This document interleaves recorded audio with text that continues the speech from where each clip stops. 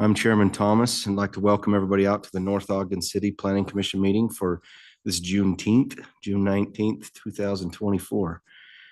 We'll begin our meeting with invocation or a thought from Commissioner Green, followed which will be led in the Pledge of Allegiance by Commissioner Nancarrow.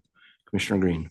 I will be giving a thought tonight. My husband and I recently had the opportunity to complete the Citizens Police Academy, which was an amazingly fun experience, but also an amazing, humbling and gratitude-inducing experience. I just wanted to note that what we, essentially were able to learn was a lot of amazing information, but a lot of times our women and men in uniform are asked to do way too much with way too little. And that certainly wasn't the theme they were trying to impress upon us, but it was a theme we took from it.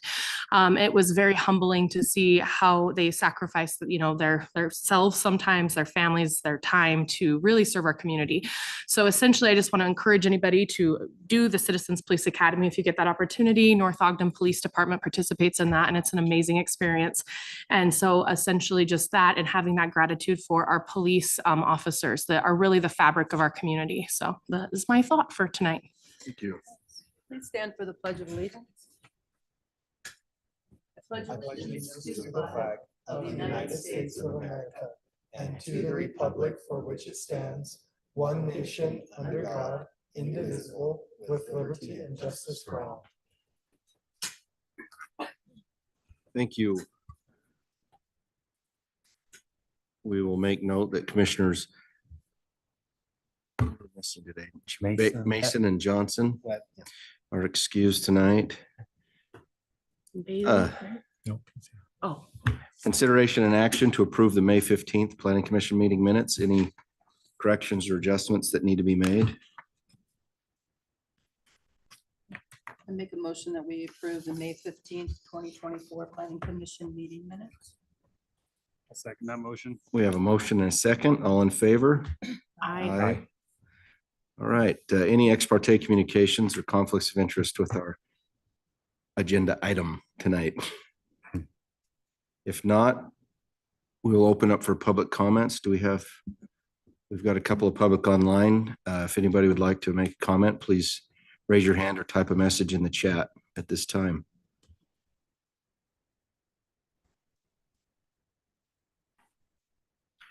Being no public comments, we'll move on to our single agenda item tonight, which is Site Plan Review 2024-8, consideration and action regarding an administrative application for site plan approval of townhomes located approximately 2679 North, 450 East. Our presenter will be Scott Hess, Community and Economic Development Director. Scott. Thank you, Chair. So we have one item tonight. Typically, you would have seen this come in with a subdivision application as well. And just for clarification, the reason that you won't is because the address that this is at, 2679 North, 450 East, both 450 East and 2700 North have both full right-of-way dedications that have been made to the city. So it's a subdivision under 10 lots that doesn't have any roadway right-of-way dedication. So while we will have an administrative subdivision application that would follow this site plan approval, or they actually happen in kind of concert with one another, and it's a requirement of the subdivision to be approved for the site plan to be approved. Planning Commission won't weigh in on that because there's nothing for you to do. So it will be an administrative application. So tonight we'll look at the site plan. The applicant is Shauna Flinders. I did receive an email from her that said that she would be here at the meeting, and I confirmed when it was. So we'll see if the applicant comes. She might be this iPhone too. I've just asked them to put their name into the chat so that, because we typically don't let people speak unless they put their actual name in. Perfect. Okay. But otherwise we'll run through this. So this is an application that began a little more than 3 years ago with a discussion from the applicant, the property owner, coming to the general plan committee and then the planning commission. We had the general plan changes that we had done for the future land use map, and ultimately the city council approved a rezone to residential multifamily R4 on December 12th, 2023. Since that time, the applicant's been working on their plans on the site, and we do have the site plan approval here. So, and John, actually, that might be Johnson Webb. He just texted me and said that the chat is disabled. Okay. So for the site plan review, I ran through each of these items with the R4 zone. The R4 zone also utilizes another section of code that's the planned unit development or attached dwelling units. And we'll talk about individual items. The Planning Commission tonight does have a couple of things to weigh in on.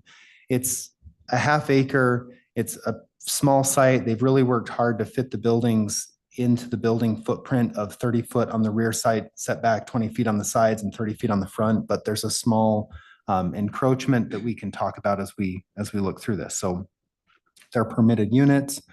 The one setback issue we'll just address right up front in the staff report is the front yard setback applicable to this application off of 450 East is 30 feet. And in the code, in the ordinance, you can actually reduce that. The Planning Commission can reduce it for pedestrian enhancements, material enhancements. There's a few items that you can do that allow that front yard setback to be reduced. All of these units do front onto 450 East with both a front door as well as the garage door. They're a mixed material unit, and the reduction in this case would be about 2 feet. So you'd have a 28-foot front yard setback in order to meet the 30-foot rear yard setback that matches the underlying zone of the neighboring property owners in the residential city center zone. So that is one item that the Planning Commission will be asked to weigh in on. The side other main building category, the side yard setbacks are met at the 20 feet. The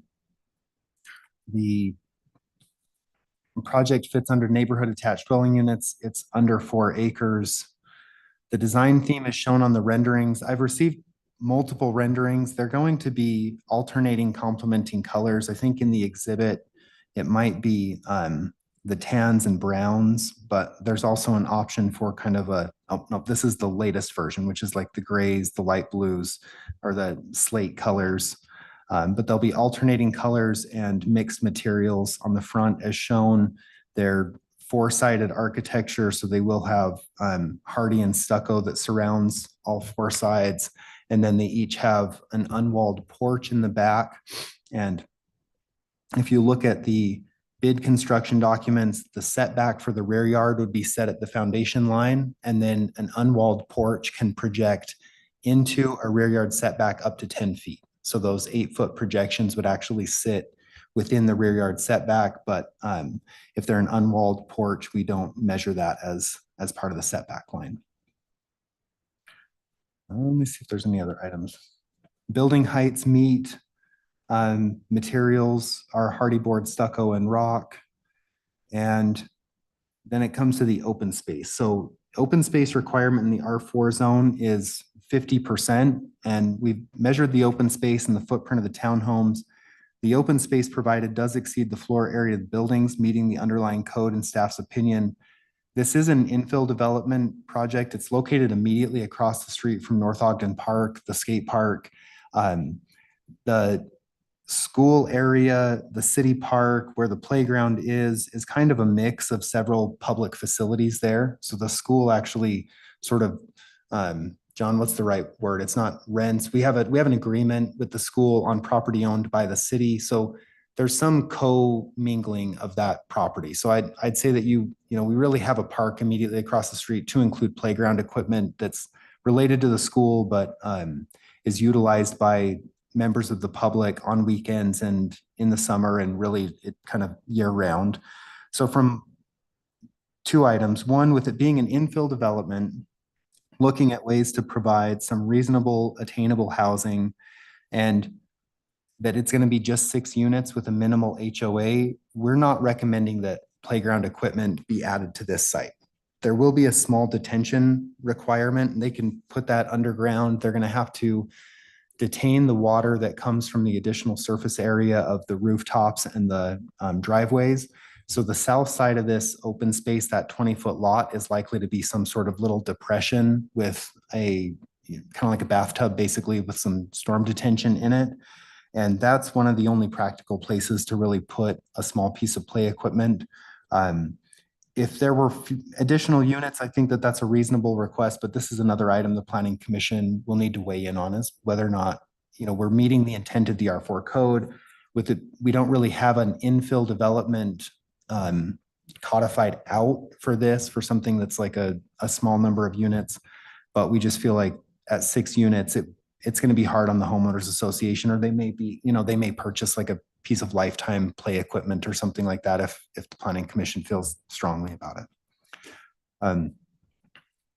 The area requirements are met. The area requirements are 2,000 square feet per attached unit. That's 12,000 square feet. At half acre, they're 21,700. So they really meet all of the density requirements. They're within the maximum density of the zone. They meet the parking requirements. Each unit has 2 garage unit parking area as well as a 2-car garage or 2-car driveway. So they're exceeding the parking requirements by 6 additional stalls. By having that, they'd need 2 for each unit and 1 additional parking stall.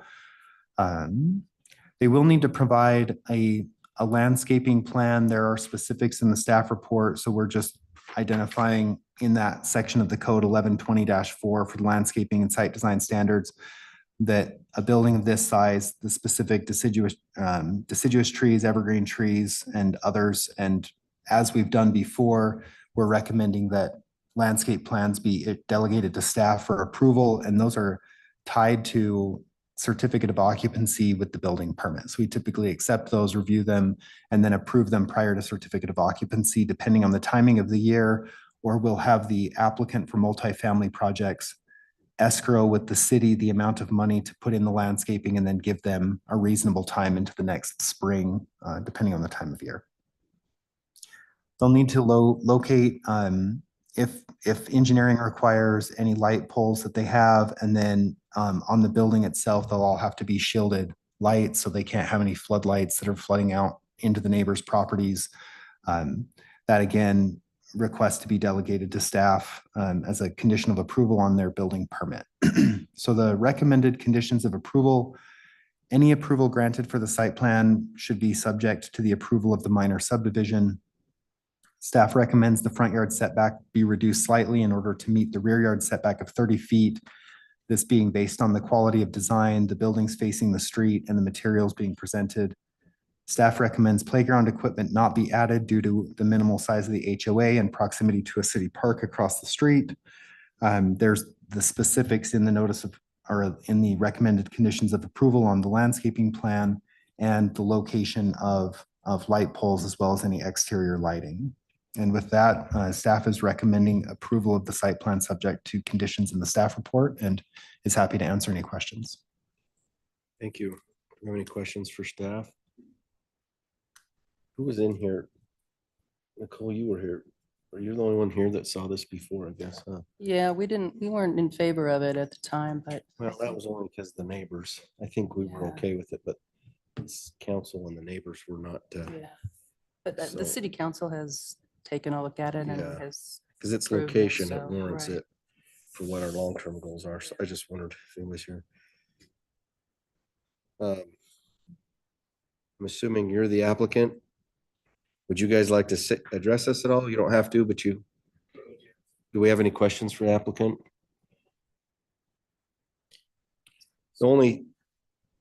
Would you mind coming up so I can ask you one question? Since we are, if you're familiar with the staff recommendations, one of the things is asking for a variance on the front setback. You're at 28 feet, it's required to be 30. So we got to figure out, okay, your design and everything's nice enough that it should be fine. We haven't seen a landscape plan, so typically I like to just say enhance the landscape plan above and beyond what's minimum. And that justifies saying, okay, like I would recommend maybe some street trees in between the driveways or something and say, yeah, you've given something extra, so therefore you get your extra 2 feet. Yeah, we Pretty simple. absolutely plan to do more landscaping on it. We didn't know if we needed it. for Yeah, this so one, staff but- will review that and approve that once it goes through that stage, but just in the understanding of a little bit of give and take, we Yeah. would ask that you enhance that. You're building nice buildings and things, so We intend for it that to be usually does that, but that's not, add up. yeah, So, okay. Thank you. All right, Any- thank you.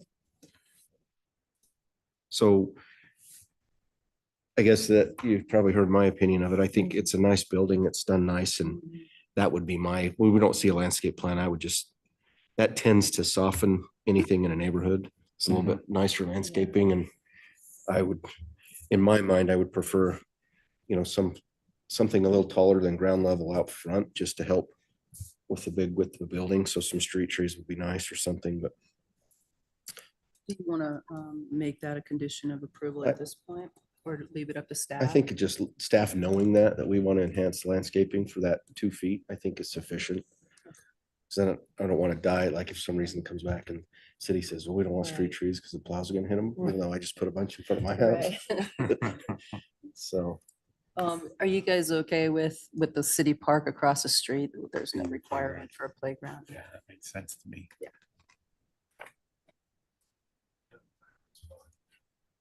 Yeah. Yep. I think the playground and the variance in the front are the only two items that we Mhm. were to discuss. yeah, I To me, think so. those yeah, seem so, pretty And then you simple. guys are okay with delegating the lighting plan and the landscape plan to Yeah. staff? I agree. if there's no more discussion, I entertain a motion. I make a motion that we're administrative, so we can just approve this straight out of approval of the site plan, subject to the conditions of approval in the staff report.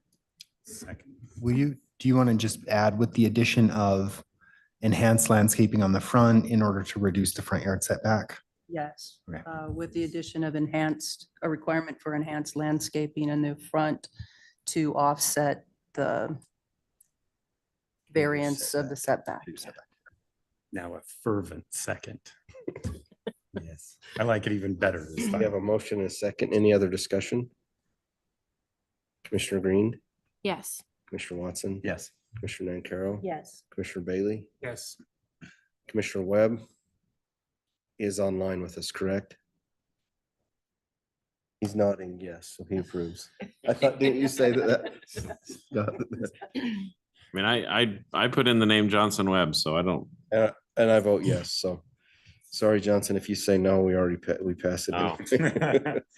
I might have had him muted. Okay, So He just Johnson, you can say yes now. He typed yes in the panel. all right, well, thank you. Well, that's it for our agenda items tonight. We'll move on to public comments. If anybody would like to address us, please do so at this time. I'm not seeing anything online, so we'll move on to remarks from planning commissioners. Anything from commissioners? You're welcome to leave. You don't have to stay to the end. but- We were having discussion earlier about, I mean, I guess this is the remarks where we can just bring up whatever, but we were talking about, we have an ordinance limiting the number of renters in a Airbnb in North Ogden to, I think, 12, right? And 12 occupants? wasn't that what we 12 nights. talked? I'll pull it up right now so I can. Okay, thanks. Remember? So I guess the question, and we had swimming pools up here, right? And you can rent out your swimming pool now.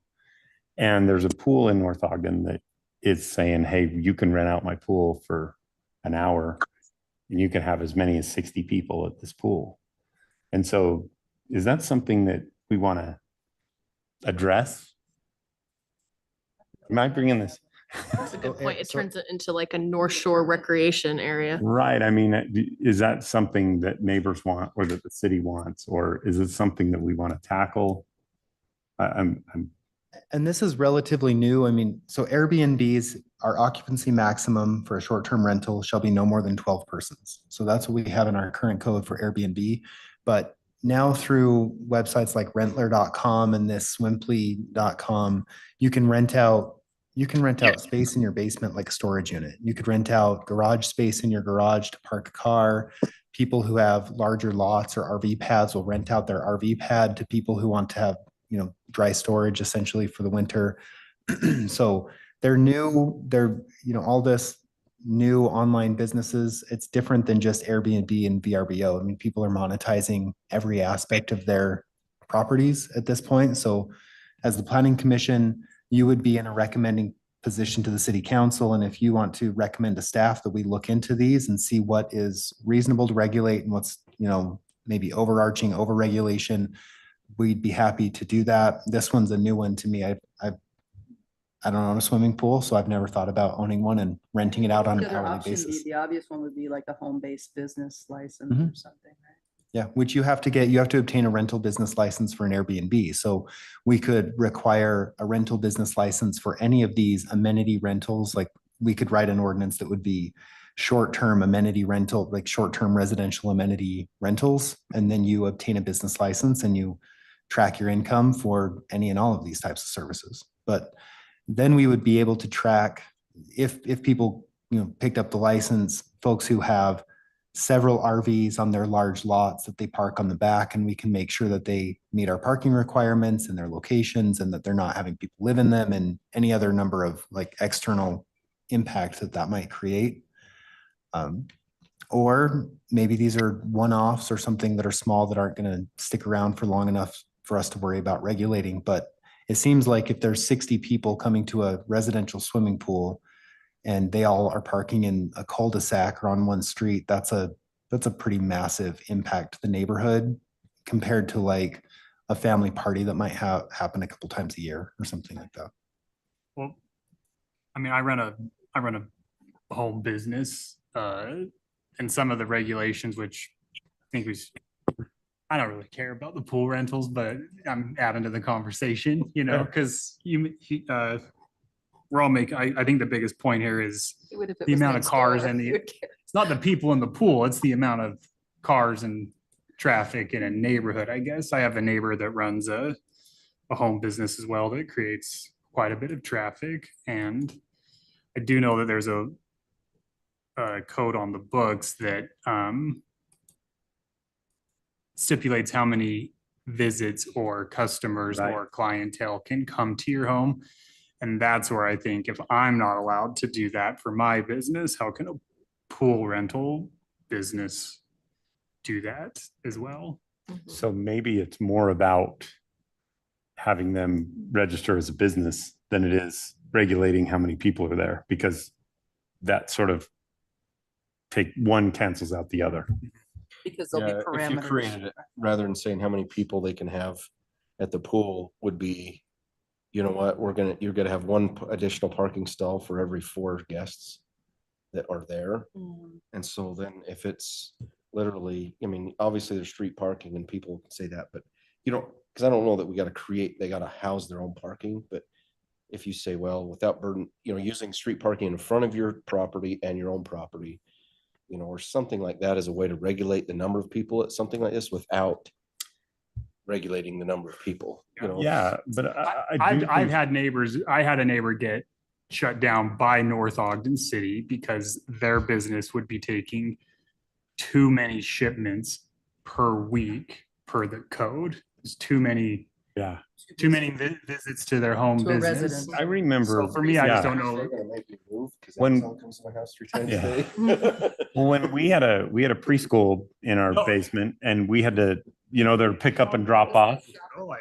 Sorry. No, that's true, because for pick up and drop off at that preschool, we had to regulate how many kids could be in the preschool, Right. not just for fire code, but also how many cars could be out front of our house at any given time.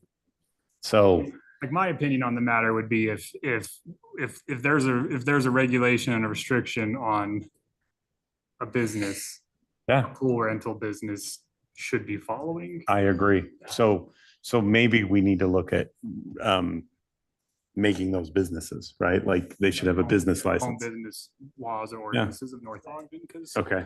I have to read them every year. Because and- currently it wouldn't be on the list of allowed business uses. We'd have to review that. Right. But it would fall renting your home essentially out. Although you're saying it's just the backyard, but renting that Very out similar. still falls under the requirement of still needing a license, wouldn't it? I mean, we don't specifically say pool, but it's like, But the same traffic, the same maybe that's a people, the question same, for the yeah. attorney to say, hey, is there fine print that covers it on that? So maybe I guess your question, like, would we like you to look into it? Yeah. I think the answer would be yes, yeah. Like what would be? And I what think would be the specifically that options? question is if the pool, it functions as the same as if I'm renting out my house on Verbo. So it seems like it doesn't, If I you could guess. Make enough money in the pool to pay for the additional cost. Well, chemical and energy to have people do that. Yeah. I And mean, you have that many people in your pool, you gotta dump so much more chemical back in it and everything's like, well, so it's, I mean, Yeah. there's what California does, and then let's just say there's what Texas does, right? Yeah. There's some extremes. California, they clearly would say they could regulate this, they can regulate noise, they could regulate anything you want to do in a residential area. And I think we could probably step in and say, hey, if you're running a commercial activity, then we have the ability. The question would be, could we outright prohibit it? Or could we just regulate it like you're talking about? Another one that isn't brought up here is that you can also rent people's garages and store your trailer in people's garages. And there are people in North Ogden doing that, for example. And so it's probably something we need to, the council's asked for this group to start talking about Airbnbs anyways, because of some issues we're having. We probably need to wrap them all together and have one comprehensive ordinance that we will spend a lot of time probably writing. yeah, and at the end of the day, That's why I got. at the end of the day, anytime where it comes into play that something might need to be regulated is when it's a nuisance. It's not, in my mind, somebody's parking their classic car in the neighbor's garage and paying him $50 a month. That's not a nuisance to the neighbors, Yeah. but having 30 cars pull up every Friday night to the guy's house for a pool party is probably affects that, more would be considered a nuisance. Well, and that's a hard line to dance, because so my property, I've got 1.3 acres, and I can fill up 25% of it with buildings. So I could, in theory, build a huge metal barn, store people's cars in it, and rent it out. Except that might be seen as too extreme. Whereas, hey, I've got an RV pad, park your RV here and pay me $25 a month. So Yeah, we need to balance that. Right. Yeah, if you're triggering in, if you say, okay, and maybe that's where the home-based business license needs to affect, is saying, if you generate more than $250 a month in gross revenue, or less than that, you don't have to have a license, because that would cover I build a barn and I'm renting, and yeah, I was gonna say, I think we can write an ordinance or you can write an ordinance that sort of ignores the neighbor's car in in a garage, but affects the nuisances, right? An ordinance that had parking or traffic or Right. something like that, Noise, traffic. right? That had that, sorry. Oh, you're fine. Then I think that would make a little bit more sense. And I think the ordinance could be written in such a way that you could sort of, have an ordinance, have those regulations on all businesses, but it wouldn't really affect all businesses. Does that make sense? Yeah, it kind of goes back to the home-based business license, because when we've looked at new types of businesses, or even a new, like a daycare, like you Mhm. just said. You have to, the things we always look at is, what is the traffic flow? What is the parking situation? So it almost seems like it could regulate itself under that, because if you've got somebody renting out your garage, it's not like people are coming every Right. 20 cars a day Right. coming back and forth. If you look at I was gonna stay out of it until you had mentioned the traffic. I have a neighbor that runs a home business. still say brothel, you're fine. Oh, they might be listening, No, he teaches Taekwondo, and one way or another, they came and talked to us because someone had said something, but I think we all agreed to it, but he's violating the ordinance by how many visits he produces per day when he's operating. And we have come to an agreement, but with little kids burning around and random people that don't live in the neighborhood coming in, it took the whole village to kind of sort it out. And I'm kind of looking at the home occupation business requirements for North Ogden City, and it does say that the home occupation business shall not generate more than 5 vehicular round trips a day. That pretty much solves almost every example we brought up. If you're maxing out your 1.3 acre property with a big barn, people storing their classic cars, it's probably no big deal as long as they're not coming to pick them up every night for a joyride, Yeah. I think just with the traffic thing, I would be okay talking about it because I've seen the impact, my. Yeah. That seems to be, I mean, obviously a pool, out of everything that you would think, the pool would probably stir a neighbor up more than anything because the noise that could be generated. But it's not to say that it's any different than this is a business and the other guy that has a pool just has kids that play in it every day. You know, Right. but that's from that side of it, but the traffic at least is, I think, could be something looked at more uniform across the board that just say, well, whatever it is, but It would also limit the number of people just because of the parking. too. Because of, because of the 5 cars, right? I mean, even if they were Suburbans. Mhm. Okay.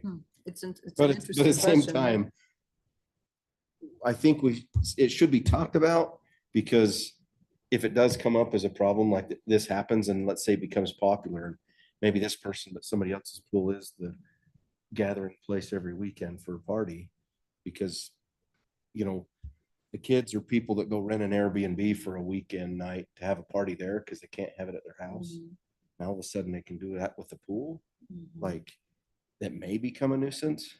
So you're like, well, we want to talk about it, but at the same time, I'm not one that says every time we get a chance, let's make red tape. Let's Absolutely. avoid it. And so where is that line of saying, is there something saying, hey, we've talked about this. If it becomes a problem, let's address it. But for right now, just leave it be. But if the neighbors complain and come in and say, hey, we have talked about this and we've decided the first complaint we'll address and create an ordinance rather than jump way out in front.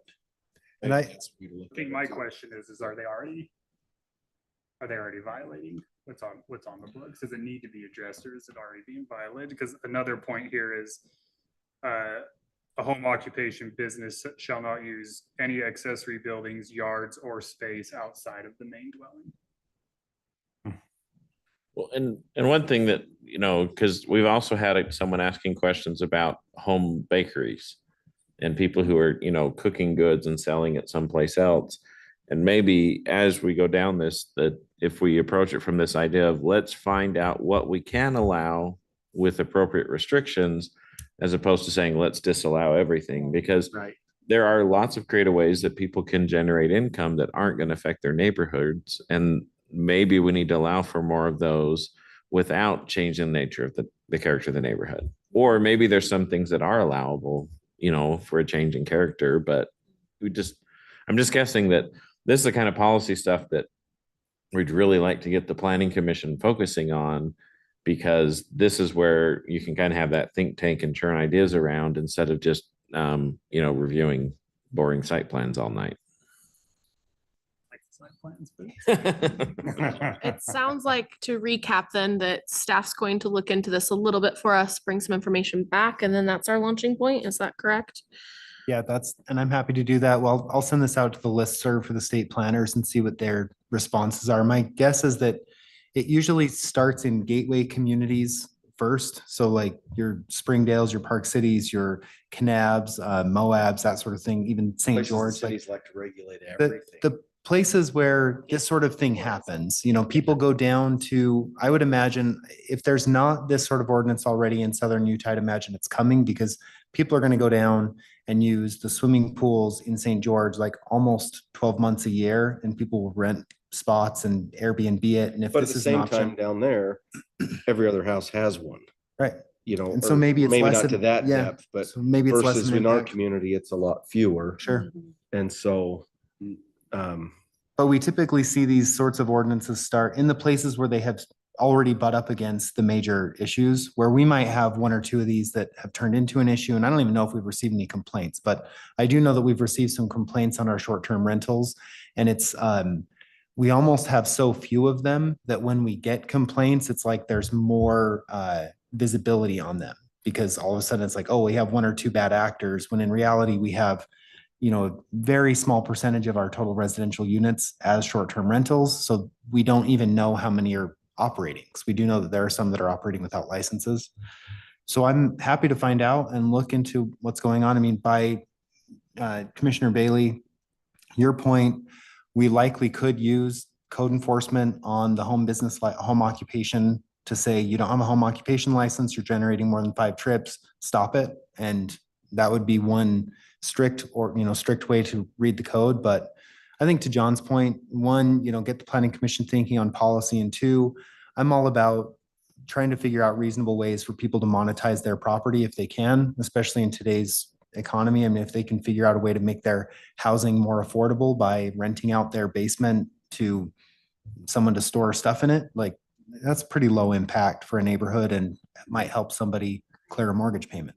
So Right. Yeah, I think from our general discussion, I don't think any of us sound like we're against, like we want to regulate everything, but you have to put yourself in the position of living next to that house with the big pool and 60 people show up every Saturday night. The noise and the cars and There's a point where it's like, I don't know, that's maybe not reasonable. nuisance, you back know, to the word. If there were um, limitations or something or parameters around it, I think yeah, we I'd be should, okay.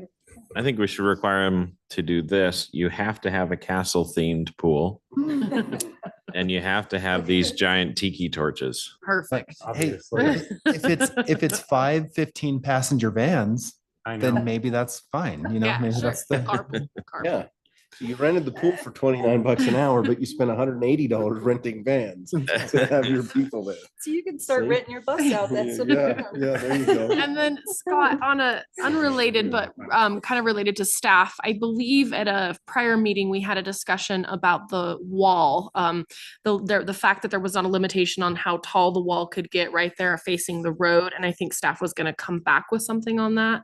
Are you remembering what I'm talking about? It was to do with the manufacturing zone, I believe, and we don't and- have any space available, but if there was to be more space flipped, then this wall could be constructed 40 feet high against Washington or I will. wherever. I will write that note back down and we'll address that with the commission. Thank you. Any other remarks? We're 7 minutes past due. Anything else from you, Scott? Nope, no, nothing else right now. Ryan? I'm good, thank you. John? No, thanks for all you do. Oh, sorry. Yes. Do we have a meeting July 3rd? No. We had not been planning on it. Okay. And next week you have a meeting at 6:30 at the pool. Bring your family.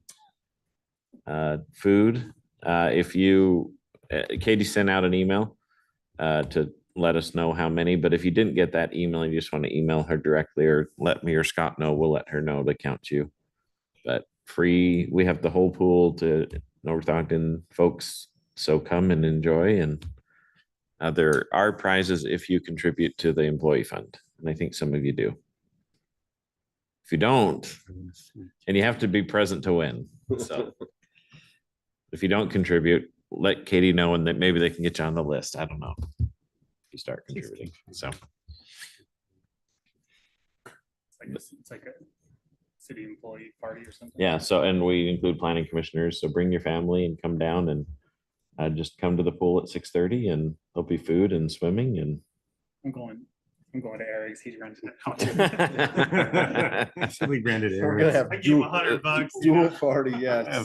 I didn't want to say anything, but My entire family in 6 rented vans. I mean, 5. We're trying to just get I that mean, conversation that's before we what- can, yeah. we were busted. No, we I've asked. had several more than 60-person parties in my pool, so, but Yeah, but you have teenagers, so we actually asked Eric what someone would have to pay him, and it was a meeting started when we got to $1,000, and he still wasn't willing to let strangers come to his house. So for an hour. So I get that.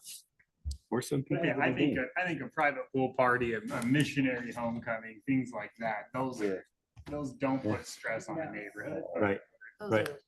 It's not a It's business. Every Friday Right? night. Yeah. Yeah.